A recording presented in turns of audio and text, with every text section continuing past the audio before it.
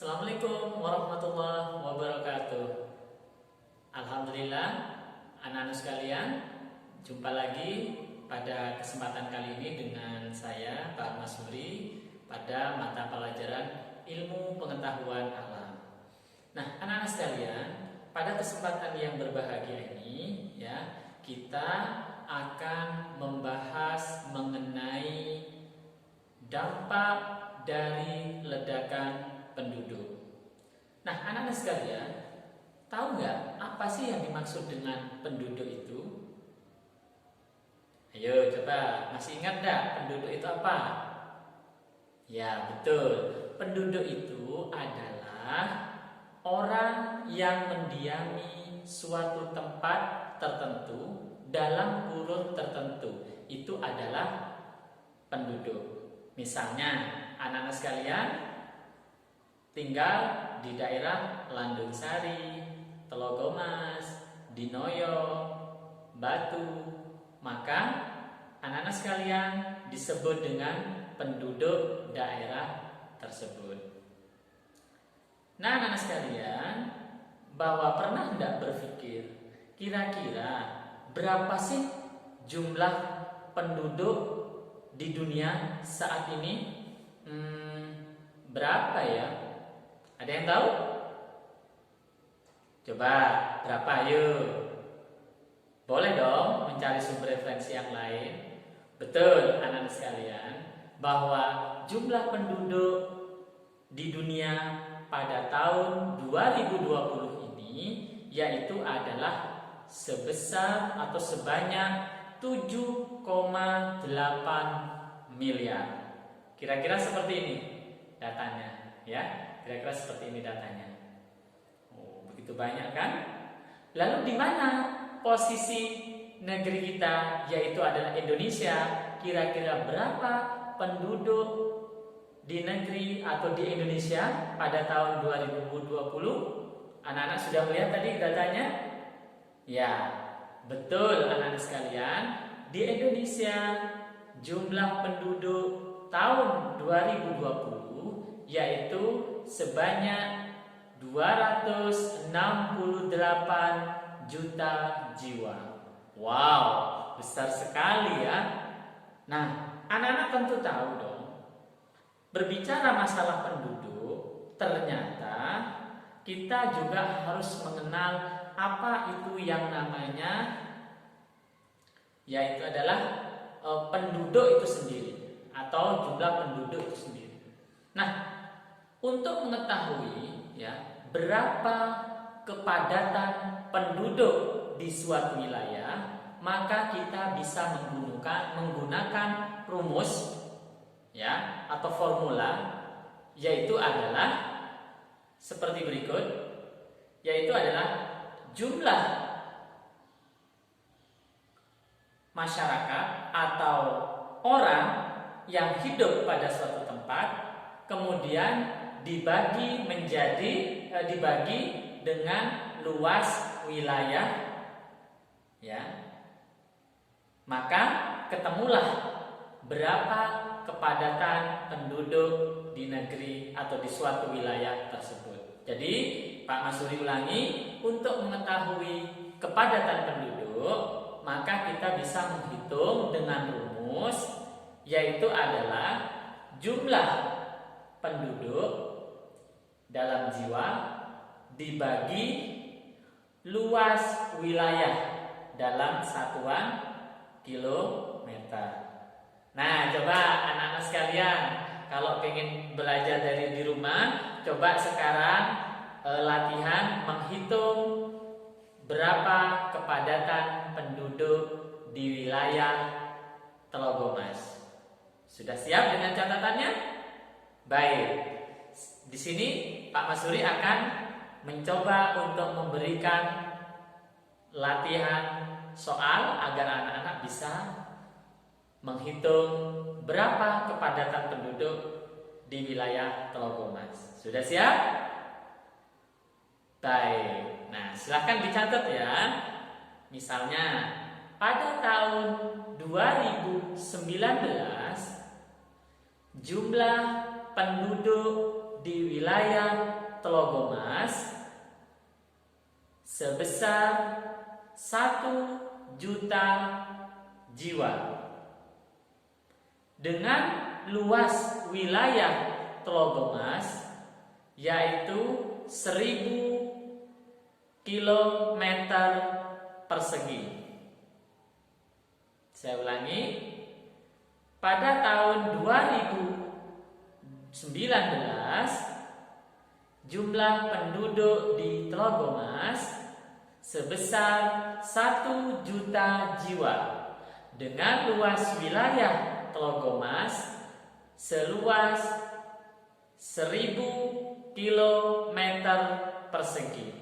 Berapakah kepadatan penduduk di Telogomas? Silakan anak-anak sekalian bisa mencarinya.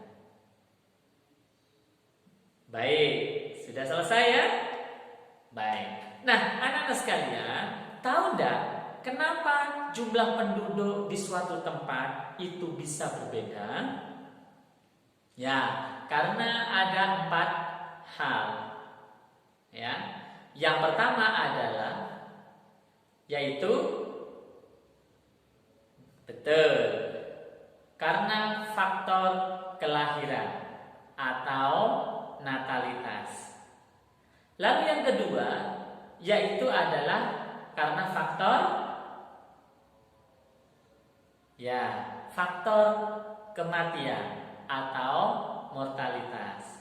Lalu yang ketiga yaitu karena faktor migrasi atau perpindahan penduduk. Jadi migrasi atau perpindahan penduduk.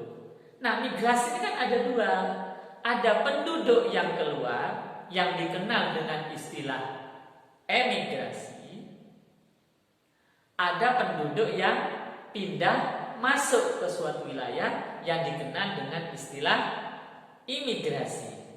Jadi itulah keempat faktor dari yang mempengaruhi jumlah penduduk. Yang pertama adalah karena faktor kelahiran, yang kedua karena faktor kematian, yang ketiga faktor perpindahan penduduk yang keluar, dan yang keempat perpindahan penduduk yang masuk ke dalam.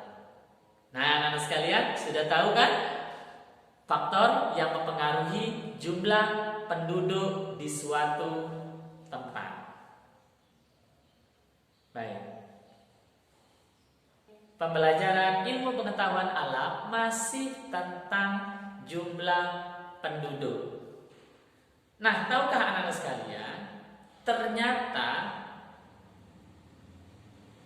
jumlah penduduk yang begitu besar ya di suatu wilayah tentu membawa dampak dong.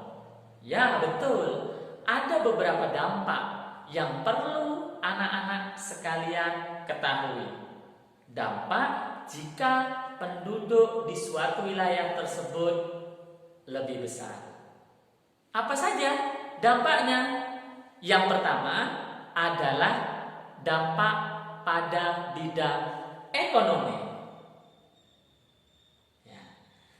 Pada bidang ekonomi, anak-anak sekalian, yang jelas adalah ternyata pengaruhnya masalah kemiskinan, kemudian bisa juga pengangguran, daya beli masyarakat yang rendah.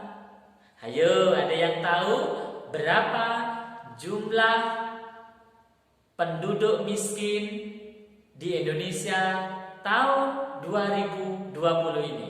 Ada yang tahu?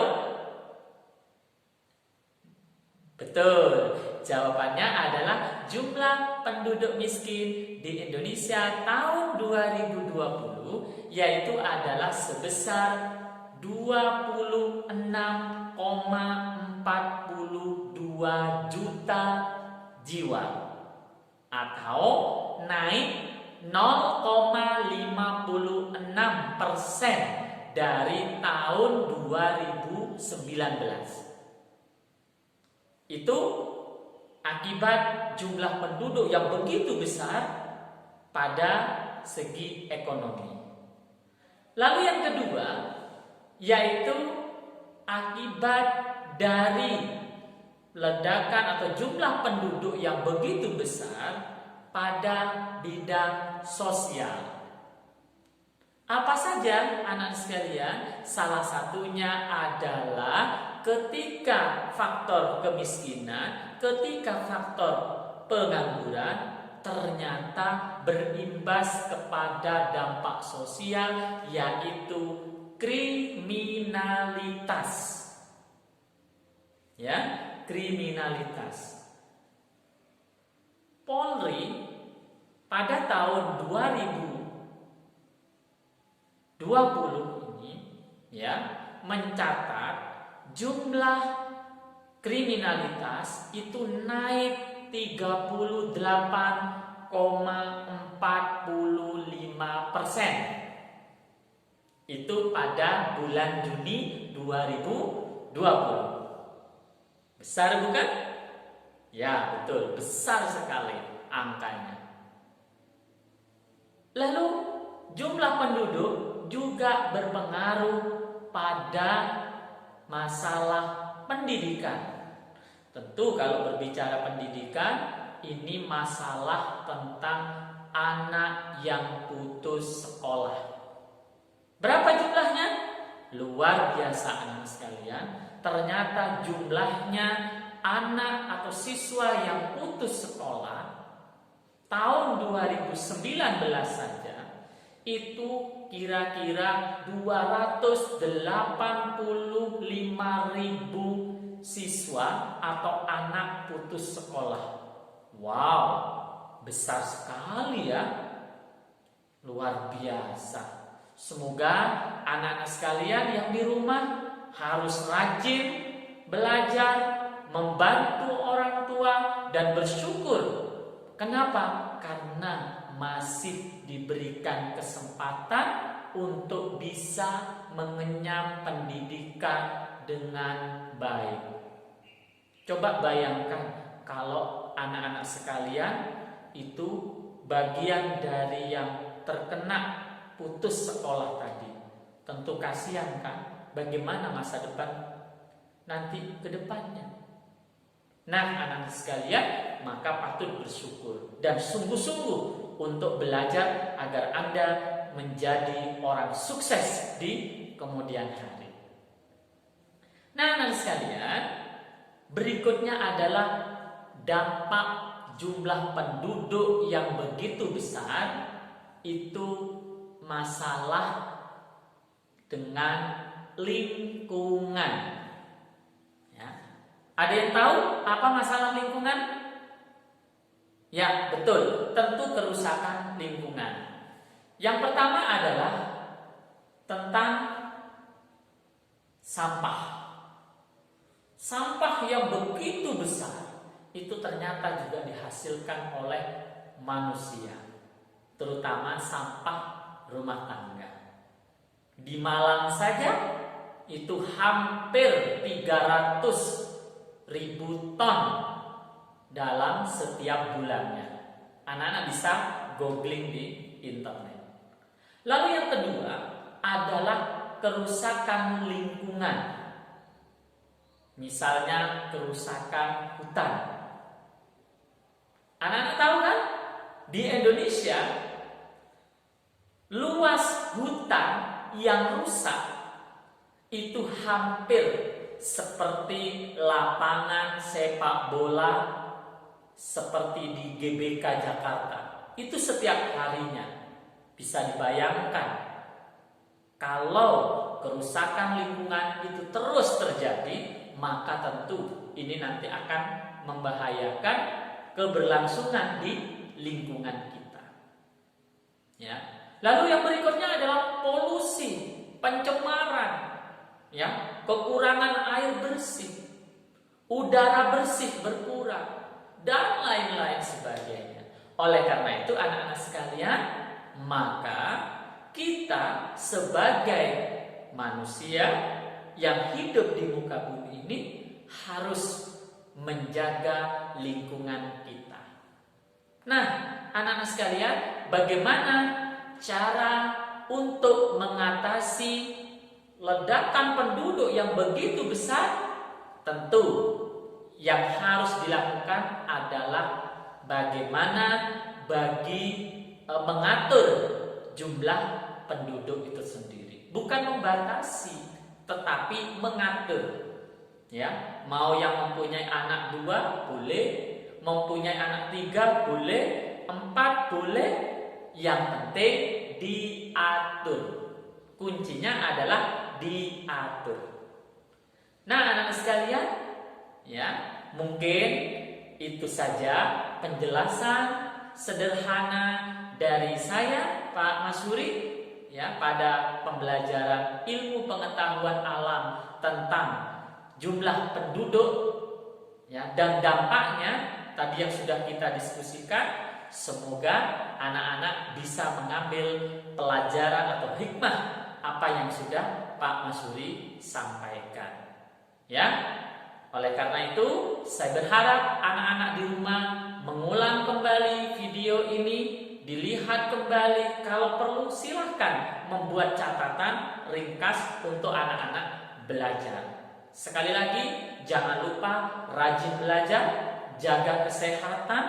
Semoga anak-anak dan keluarga serta kita semua bisa diberi kesehatan dan kita